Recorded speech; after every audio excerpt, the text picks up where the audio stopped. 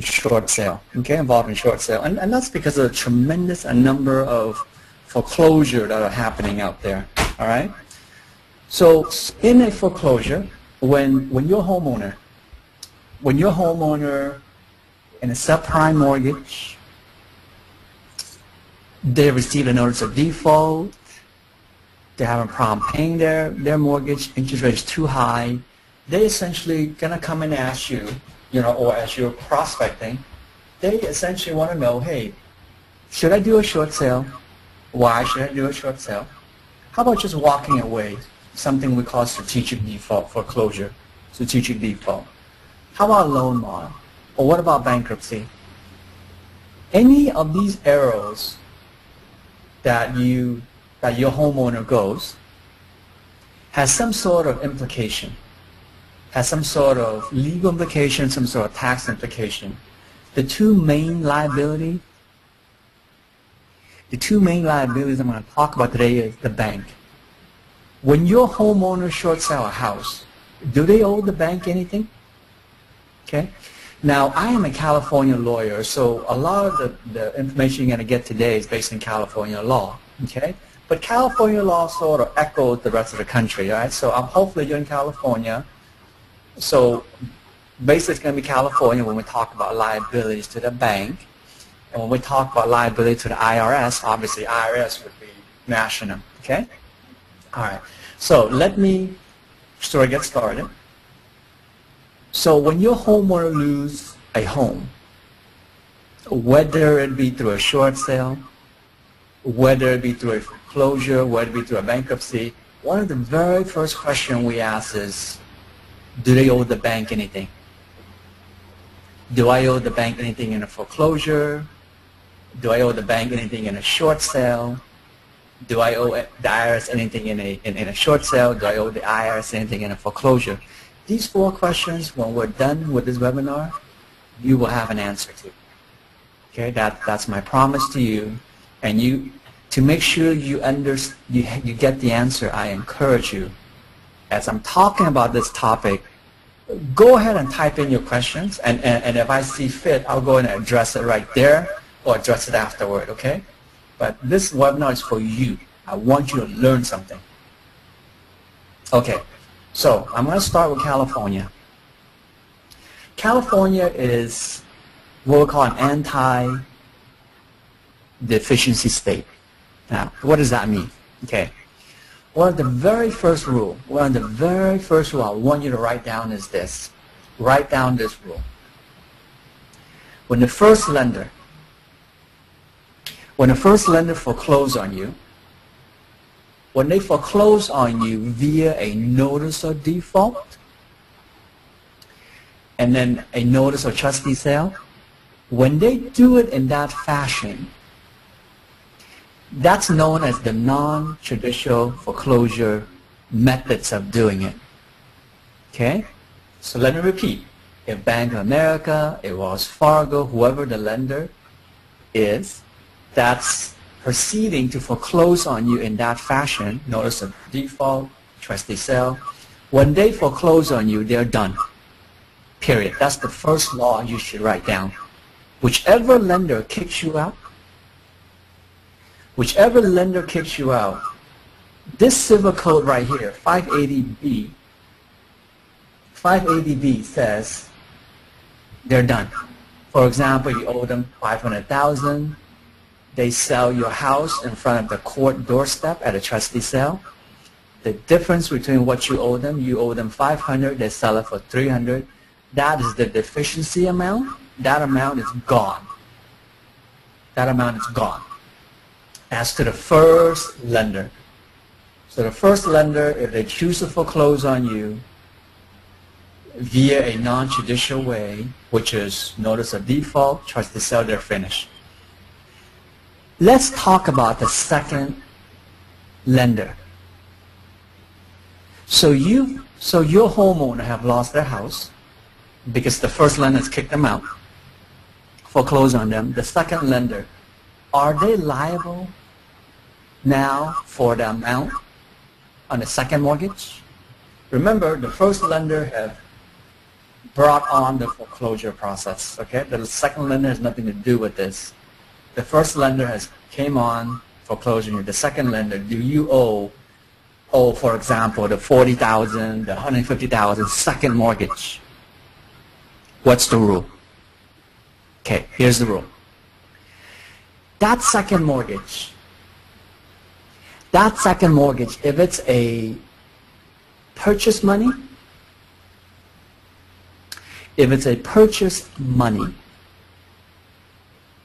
then it disappears as well. Let me repeat.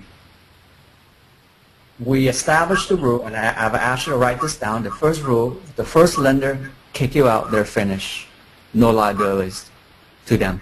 No liabilities to the bank, the first lender. The second lender, the same rule. The same rule if it's a purchase money second. How do you know if it's a purchase money? How do you know? Normally, purchase money are money that came from the bank, went to escrow, went to the seller. Okay? Homeowner did not touch the money at all. That's a purchase money. A residential property, a 1 to 4 unit, money from the bank to escrow to the seller. Purchase money. If it's a purchase money, there is no liabilities to the bank in a foreclosure. All right? So practically how to approach this is that you ask the homeowner, how many loans do you have? They say, I have 2 loans. All right, you ask them, how did you get the second loan? How did you get the second loan?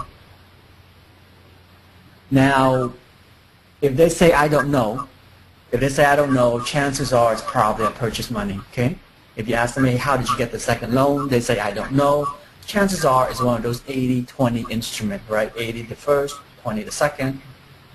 If that's the case, the second one is gone as well. Now, in some situation, if it's not a purchase money, let's say it's a HELOC. HELOC meaning, they borrow some money from their house, it's a line of credit, or they refinance the second, right? So if it's a HELOC or refinance second, then the rule does not apply, okay?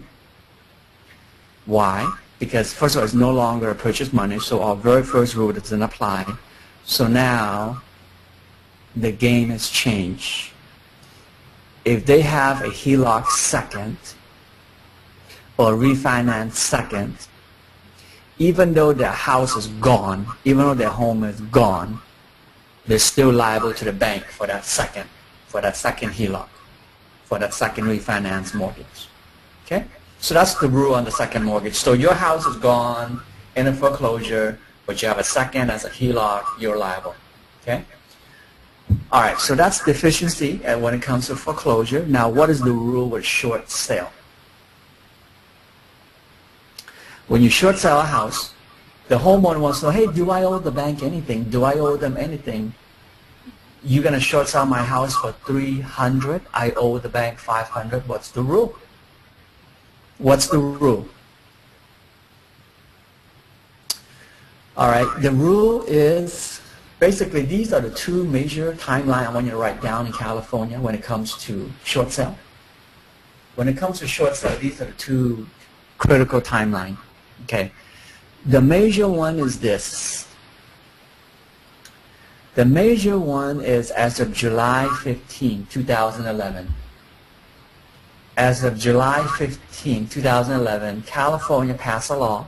It's Civil Code Section 580E as an echo. 580E as an echo. California says, okay, if lenders approve a short sale, if they approve a short sale, there will be no deficiency. So let me repeat that. Let's say, for example, you owe the first mortgage $350. You owe the second mortgage $150. Repeat the facts. First lender, you owe $350. Second lender, you owe $150. And let's make that $150 let's make that 150 a HELOC. All right, it's a HELOC. The house is only worth 300. Okay, that could happen, right? That could happen in this real estate market. The house is only worth 300. You owe 350 to the first. You owe 150 to the second, and that second happens to be a HELOC. You took some money out. You paid for your kids' college. You went on vacation. You started a business. Whatever the reason is, that second, it's a HELOC. All right. So real quickly, just to test what you've learned so far. First of all, can you hear me okay out there? I think it's okay. I think you can hear me. But anyway, so in a foreclosure, going back to what we learned earlier, right? The first one is gone, but not the second, because the second is a HELOC. But in a short sale, it's different. In a short sale, there's a different rule. Okay, in a short sale, in a short sale, it's different in the sense that if both lender approves the short sale, if the first says, okay, I approve it, the second lender, the HELOC, says, okay, give me the $5,000 to release the lien, I approve it. If both lender approve it, if both lender approve the short sale goes through your homeowner.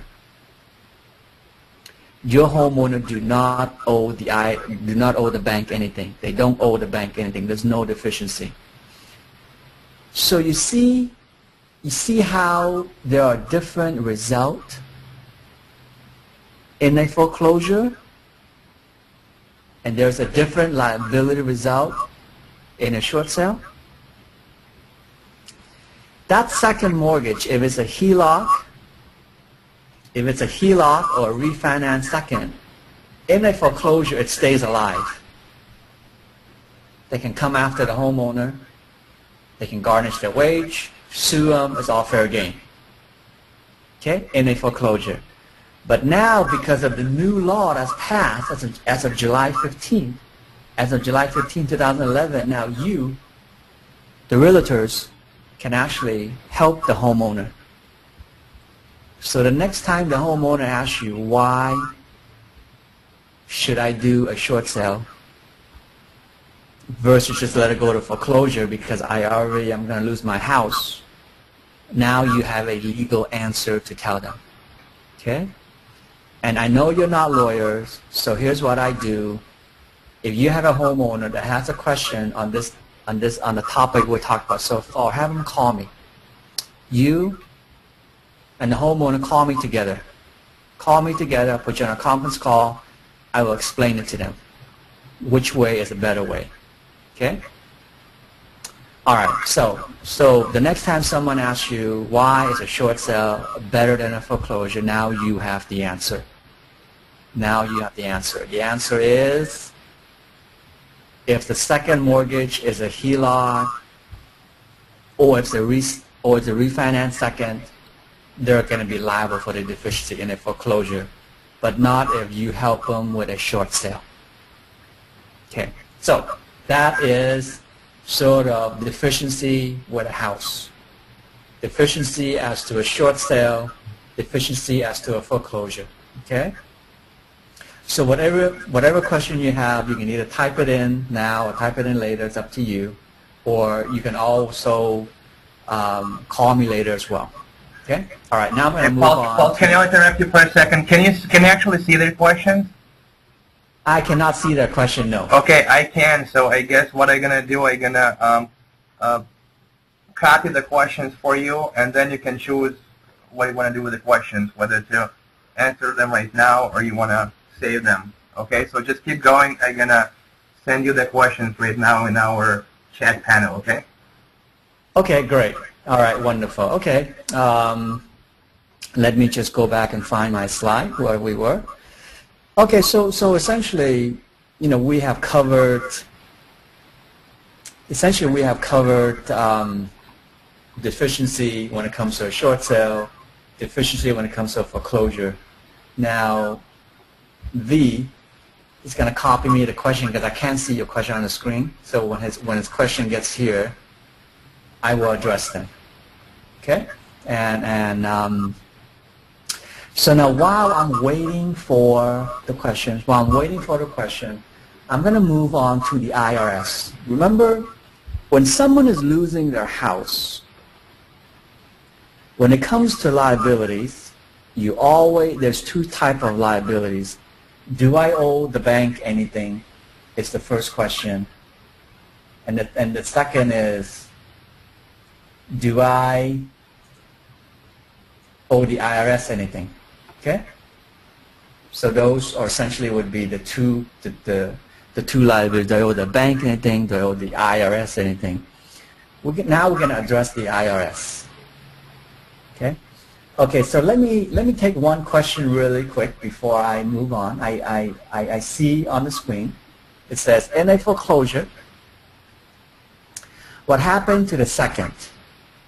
If a HELOC that was part of the purchase 80, 10, 10, the first is 80, 10% is the second, 10% is the third. Okay, let me repeat the questions. Someone asked, in a foreclosure, what happened to the second, which is classified as a HELOC? In a foreclosure, what happened to the second if it was an 80-10-10? Let me explain what an 80-10-10 is. An 80-10-10 is, I presume that when you first got the house, when you first got the mortgage, the loan is split up right away. It's split up right away. 80 is the first, 10 is the second, 10 is the third. Oh, I'm sorry, 10 is the down payment, excuse me. It's actually, that question really is a 90-10, okay? Meaning 90% first, 10% second. This individual question is, say, what happened to that 10%, my second? Go back to my rule. Go back to the rule that I asked you to write down the first time. What does that rule say? That rule says the first one, that 90% of foreclosed on you, they're done. Okay? Then the next analysis is, I've asked you to ask the homeowner, how did you get the second mortgage? How did you get that 10%? They say, oh, it just came with it. 90% is the first, 10% is the second. Boom, right there. We know that 10% is a purchase money, because it came with the loan.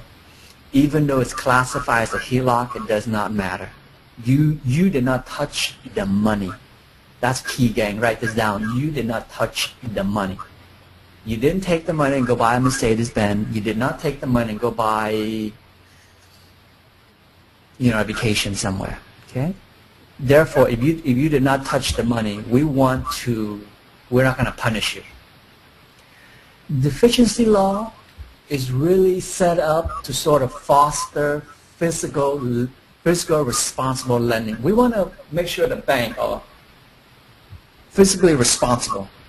So for example, bank, if you choose to loan a homeowner $500,000 on a house that's only worth $300,000, Bank of America, if you choose to loan $500,000 to a homeowner on a house that's only worth $300,000, when you foreclose on the homeowner, too bad, so sad for you, bank.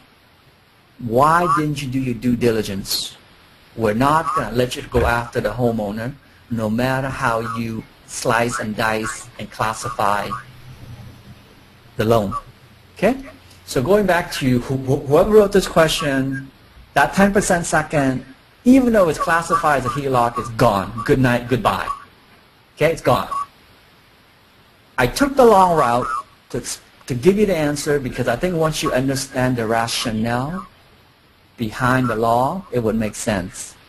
The rationale is we want to foster fiscal responsible lender.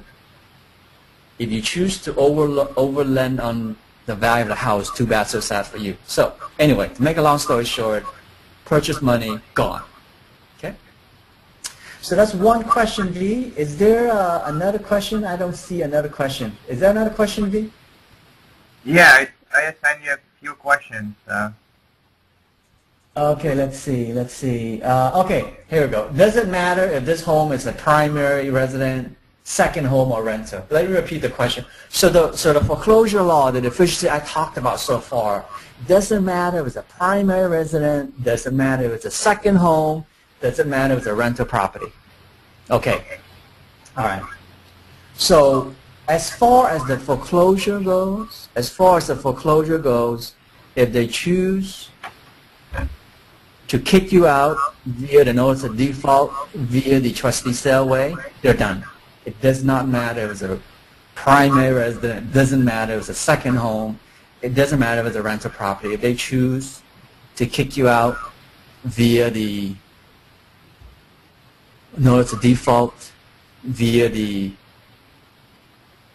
trustee sales, if they do that, they're done. Okay? Doesn't matter. Why? California has something called the one form action rule. That's Civil Code Section 726. That one form action basically says you got one chance. You got one chance to go after the homeowner. If you choose to take their home, that is your one form of action. That is your one form of action to seek your remedy. So if they choose to seek the remedy via a notice of default, via trustee sale, sell your house, they're done. So it does not matter whether it's a primary resident or it's a second home or rental. All right, let me choose another question. Let's see. Let me see. Okay, my wife and I have a second home. We're looking at short sale. We converted it into a rental starting January 2010. What would our tax be? All right, so let me repeat the question. My wife and I have a second home. We're looking at short sale. We're converting to a rental starting January 2010. What would be our tax? All right, so taxes. Okay, let's move on to taxes since we have a tax question.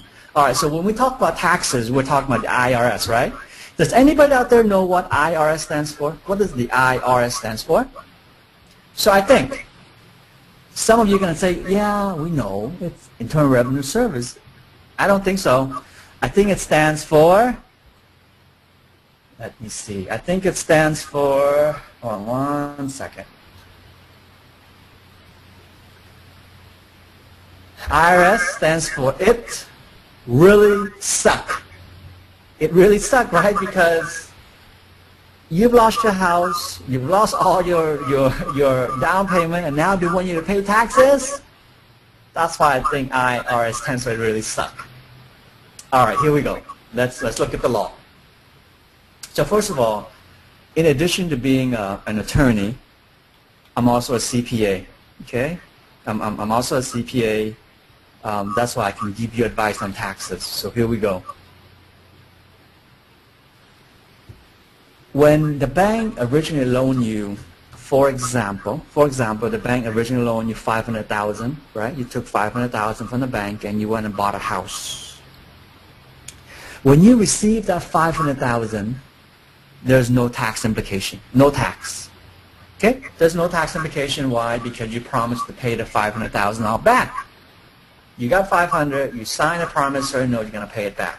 Okay? No tax implication. Now, when you short sell your house for $300,000, the bank gets back $300,000. Guess what? They're short $200,000. Remember, the bank gave you $500,000, right? And now they only get $300,000 back. So the question becomes, that $200,000, who paid tax on that?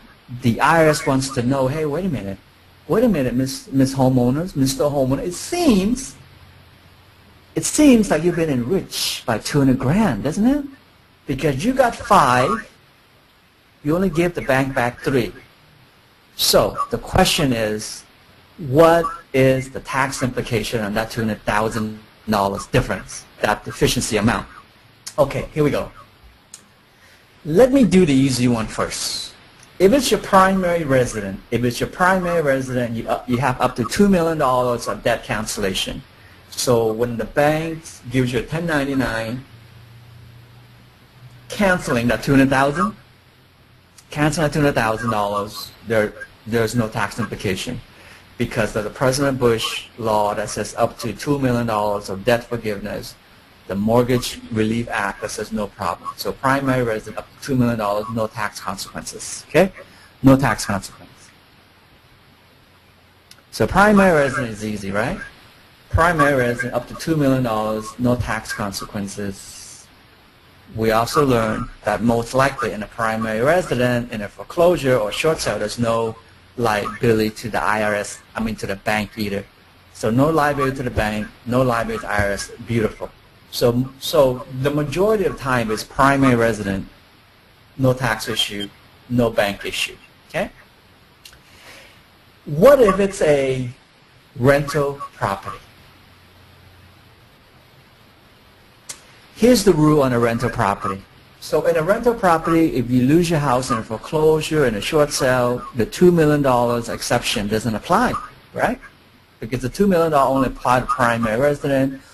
Oh, by the way, what is the definition of a primary resident? Primary resident is living in the house for 2 out of the last 5 years. 2 out of the last 5 years qualifies you as primary resident. All right, so rental property. Rental property, there'll be no tax either. There'll be no tax either if you're insolvent. No tax issue in a rental property if you are insolvent. What's the definition of insolvency? The definition of insolvency is you have more liabilities than assets. If you have more liabilities than assets, then you don't owe any income tax either on a rental property. Okay? So that's the rule on rental property. So V, is there any other question that I have not addressed that has popped up? Yeah, there's one question, but I'm probably going to answer it. It's more an organizational question. Somebody asked if they will be able to get a copy of the presentation, and the answer is yes. The webinar is being recorded. After we clean it up a little bit, maybe edit it a little bit, we will post the webinar on processingshortsale.com on National Closing Center's blog, as well as on our Facebook page. So make sure you go visit our Facebook page and like it. And I'm sure Paul himself will be able to email you presentation personally, but pretty much the whole webinar will be available on our website and blog. So yes, the answer is yes. And yes. Yeah, go ahead. Okay, yeah. Since we're on this topic, as far as Facebook is concerned, go ahead and add me as friend. If you're on Facebook, add me as friend under this address right here. Facebook.com/PaulHornLaw, because I give a lot of updates like these every day. So if you like what you hear so far, add me as your friend on Facebook, and you're gonna get a bunch of updates. You're gonna see a bunch of my videos as well. Okay. Oh, and you have another question, Paul. I'm sorry to interrupt, but I think it's from the same, from Shailene Patel, the same person who asked you a question before. It's like a follow-up question, so if you could take that. I'm so sorry. Ask me that question again. Yeah, you should see that question. I just assigned it to you. I think it's from the asker who asked before. It pretty much asks, does insolvency mean bankruptcy? And can you go into a bit more detail on insolvency? That's the question. Okay, all right. Okay, I'm sorry to deviate, but let's go back. Okay, we're not done with our presentation. Let's go back. All right. So far, just to recap, we have so far in the last half an hour we've covered deficiency to the bank, meaning do I owe the bank anything? We've covered that. Okay? We'll cover do I owe the bank anything, and I've said you don't owe the bank anything if the bank chooses to kick you out via the notice of default via the trustee sale way. And I've also showed you that, hey, if there are a HELOC or a second refinance, then in a foreclosure, that still lingers around, but you as professional realtors can help the homeowner with the short sale, okay? And then we move on to the IRS. the IRS and we said that, hey, the debt cancellation, no problem. If it's a primary resident, up to $2 million, primary resident, no problem. Okay?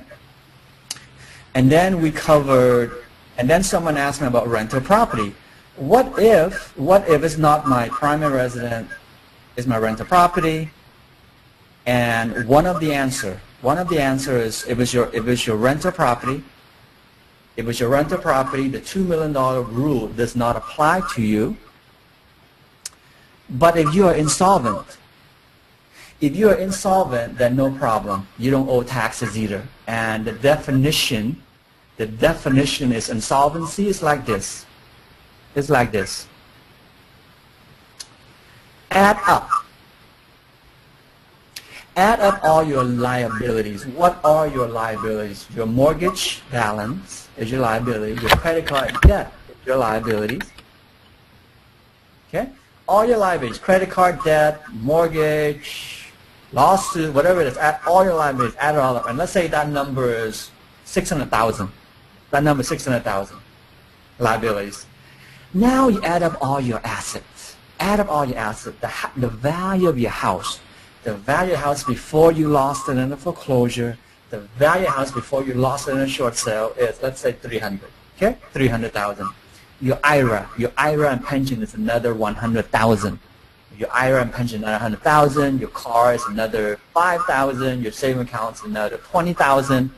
So you add it all up, it's only $425,000. So your liability is $600,000. Your asset is $425,000. No problem. Okay? Up to the extent of insolvency, you don't owe any taxes. That's insolvency. Okay? Now, the issue of deficiency, the issue of taxes plays a big part in bankruptcy as well. Okay? Now let's talk about bankruptcy real quickly. All right, bankruptcy. So far what we talked about is this. What we talked about is when you're prospecting for a homeowner and the homeowner is willing to let the house go, whether it be through a short sale, whether it be through a foreclosure, we talked about the law. Okay? There's going to be a handful. There's going to be a handful of initial contact with the homeowner. Where the homeowner says, I want to keep my house, John. John the realtor, Jane the realtor, help me. I want to keep my house. That's going to be the first word out of their mouth, right? I want to keep my house. Because it's understandable. They may have put a lot of money in, you know, they're very sentimental to their house. They want to keep their house. So this third session of the seminar, I'm going to talk about how can you and I help the homeowner. Is there an option? Can we explore all other options first before we tell them you have no choice but to short sell with me? Let me repeat. Because you would want the same treatment. You would want your realtor to explore all options first before your realtor tell you, you know what? I'm so sorry, Paul Horn. I'm so sorry. You know, you cannot keep your house. And Paul Horn, the best you can do is let me help you short sell. Okay? But I will want my realtor to help me to see how I can keep my house. Okay? So let's take a real life example. This is a real life example.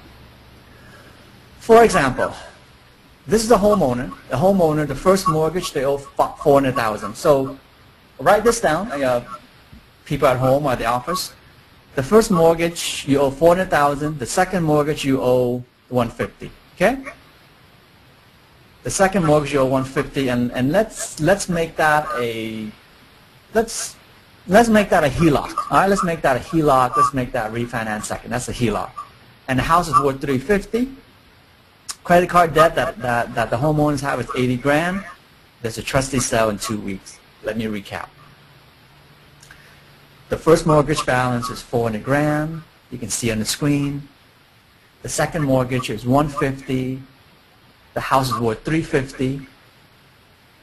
The credit card debt is $80,000.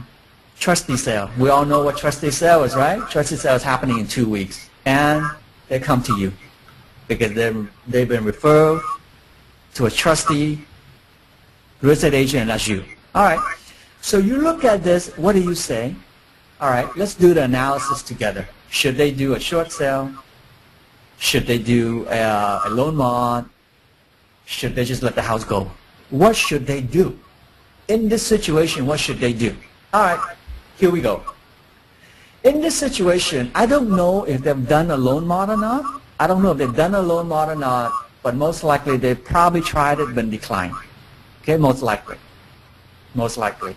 And also, if the trustee sale is in 2 weeks, most likely, probably not enough time for a loan modification. I don't know. All right, so that's the first option. Most likely it's been exhausted. It's been exhausted. Next, what should they do? Should they do a short sale? Should they do a foreclosure? But most of all, they want to keep their house. They want to keep their house. How do they do it? Okay, here's how we can do this. If this homeowner, under certain situation, here's what we can do. In a Chapter 13 bankruptcy, we can eliminate the second mortgage. We can eliminate this 150 right here. In a bankruptcy, Chapter 13, we can eliminate this 150 completely. All right? We can eliminate that 150. You see this credit card debt right here? The credit card debt of $80,000, we can eliminate that as well. We can eliminate that as well. Okay? So, as you can see, the name of the game is, I am about to lose my house because I didn't have the money to pay. I'm about to lose my house because I don't have enough money to pay. My debts are too much. So if your debt is too much, if I eliminate this 150 for you, if I eliminate this 80 grand for you, maybe you're in a better position to keep your house. Okay? So that's how we can stop the trustee sale completely, and that's how the homeowner can keep their home permanently. That's one solution. That's one solution, assuming the homeowner has income. All right? You got to have some sort of income. How much income? They need enough income to pay the first mortgage, the normal monthly mortgage. Whatever the monthly mortgage is for this 400 grand, they have to pay that. Okay? They have to make that one payment monthly. The second payment that they need to make monthly is this. Let's say they're in a foreclosure, they're behind by 30 grand. They're behind by 30 grand. So what we do is we take 30 grand, divide it by 60 months. If it's a 5-year plan, so if you take 30 grand divided by 60 months, that's 500,000, right? So if you just make those two payments, you make the normal mortgage of, let's say the monthly mortgage on the first is 2,000. Let's just say 2,000 on the first. If they just make the monthly payment of 2,000 regular mortgage on the first, and whatever they're behind by, let's say they're behind by 30 grand, take that divided by 60, that's 500. If they make those two payments, the 2,000 plus the 500 payment plan, they can keep the house permanently. They don't have to pay the second mortgage anything. They don't have to pay the credit card debt anything. So as long as they have enough income, to cover the regular first mortgage, the 2 grand, and to cover the mortgage arrearage, of $500 per month, let's just say, they can keep the house. So let's say, for example, if they make 5 grand, for example, if their income is 5 grand, let's do the math. If their income is 5 grand, $2,000 goes to the regular first mortgage, 2 grand. And then the $500 of the mortgage arrearage, they pay that, right? So they leave them $2,500 for food, for gas, for utility, for phone. It's a go. It's good. The court would approve it. Okay, the court would approve it. Flip it around. The homeowner is out of work, no job, no income. Then the court is not going to approve it. You see that? If they have no job, I'm so sorry. We cannot help them keep their house. A Chapter 13 bankruptcy won't do it. because the judge is not going to approve it. Okay? In that scenario, you see, once we flush out the situation, once we flush out the analysis, we find out the homeowner don't have enough income or no income at all. We're not going to lie to them. You know, there's no monkey business. If you make no money, I'm so sorry. You're going to lose this house sooner or later. And if you're going to lose this house sooner or later, I can help you do a short sale, possibly, and avoid any deficiency, right? Based on the law we talked about. If you have no income, you're going to lose it in a foreclosure or in a short sale. Which way would you like to have it? Maybe a short sale gives you better credit. I don't know. Maybe FHA says you can get another loan sooner in a short sale versus a foreclosure. Maybe that's a better option for the homeowner. You see what I'm getting at? This is a complete solution. Okay? If the homeowner has money, if the homeowner just got a job, if they just got a job, no problem. We can wipe out a ton of debt. We can wipe out this 150. We can wipe out the 80. They can keep the home forever. Beautiful. Okay? But after the analysis with me, you, the realtors, and the homeowners, after that analysis, we figure out they have no income, then I will advise them, hey, I cannot help you keep this house. Bankruptcy lawyer Paul Hoyne cannot help you. This realtor can help you. So that's sort of how we break down the analysis, all right? So just really quickly, the benefit of a bankruptcy, the benefit of bankruptcy to a homeowner, we can eliminate the second mortgage, all right? For people with a lot of rental property, with a lot of rental property, we can actually reduce the first mortgage to fair market value on rental property. And in a bankruptcy, all the deficiency rule we talked about are out the window. There's no deficiency in bankruptcy. There's no tax consequences in the bankruptcy. When you file bankruptcy, it stops foreclosure, period. It stops foreclosure. So all of you out there who's been working really hard on a short sale, if foreclosure is next week, if trustee sales next week, make sure you give me a call. Give me a call. We can stop foreclosure. The moment you file bankruptcy, it stops foreclosure. It stops trustee sales. The moment you file bankruptcy, it stops the wage garnishment. It eliminates all the credit card debt, wipe out the lawsuit. Okay? It may even cram down the car loan to fair market value. So bankruptcy could be a very powerful tool to use as far as foreclosure is concerned, but we've got to use it correctly. Okay? Not everybody, gang, not everybody needs a bankruptcy. Not everybody needs a bankruptcy attorney. Someone out there, situation is perfect for a realtor to do a short sale. Okay? So, not one shoe fits all. So far, I have not sold you one thing. So far, I have not told you that a short sale is better than a bankruptcy or bankruptcy is better than a foreclosure. It all depends on what is the homeowner's goal. What are we trying to do? I always ask the homeowner, what is it you like to see done? What is it you would like to be done, homeowner? Would you like to keep your home? Okay, let's try that. Let's see if the math works. Let's see if you make enough money to keep the home. If you don't have enough money to keep the home, I'm so sorry. I really sympathize with you. Even President Obama cannot help you, you know? And in that situation, then your choice are maybe a short sale. Or if you make enough money, that's wonderful. That's wonderful. We can help you keep this house. We can now give you a fresh financial start. Okay? Fresh financial start in a bankruptcy. V, do we have any question, V, so far? Yeah, I know if you can see, I assigned you a couple questions. Do you see any new questions? So you want me to read those out loud if you can't see them? You can either send me the question or you read it out loud. It's up to you. I sent you a couple of questions, but if you can't see them, I'm just going to go ahead and read them and you can address them. Okay, so I see one question on the screen. What is the case when the second was an equity line of credit that was part of a purchase? Let me repeat the question. What is the case when the second was an equity line of credit that was part of a purchase? Same thing. If it's part of a purchase, it's equivalent to a purchase money, it's gone. Okay, it's gone. All right. While I am answering question, let me do this. Let me go to the back. Here is my information. Here's my information. Jot it down.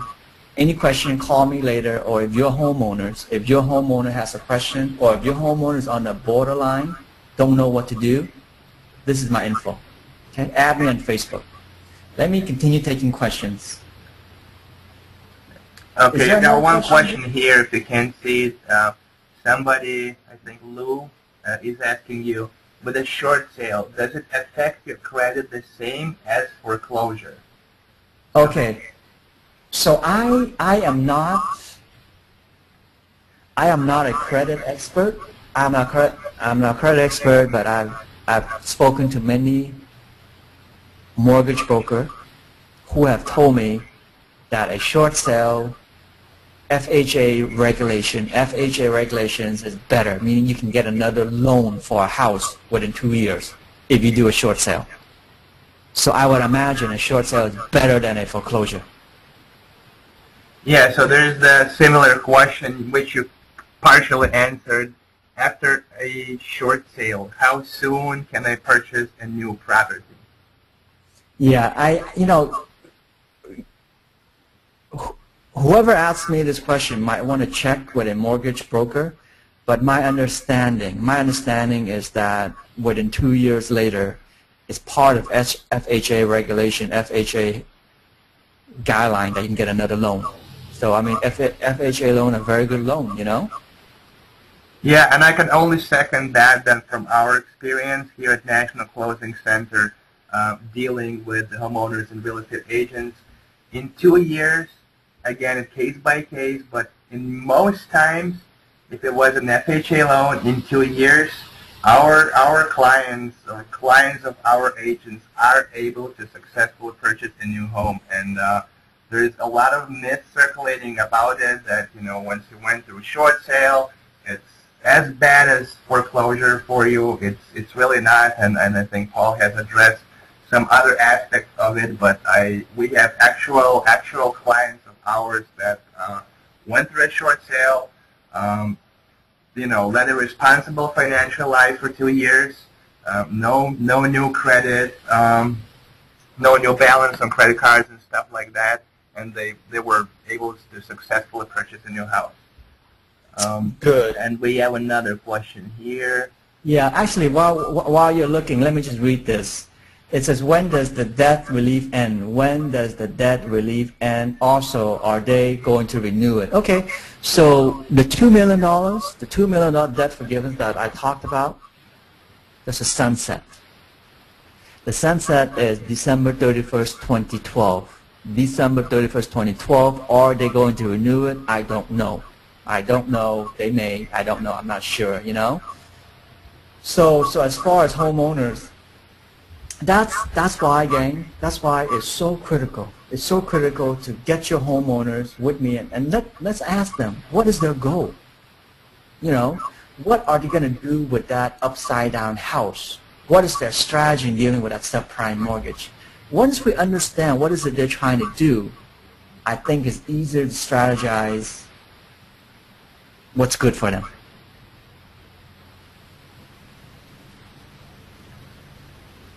All right, do you see another couple of questions on your screen or no? I don't think so, V. I think we're, okay, would the homeowner be sued by the bank as a personal liability if there's a HELOC? That's the question. Would the homeowner be sued by the bank as a personal liability as a HELOC? Okay, we have addressed this already, right? We have addressed this. If it's a HELOC, if it's a second, if it's a HELOC, if it's a second, the first foreclose on you.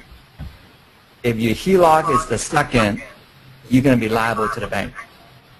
You may be sued by the bank. Okay?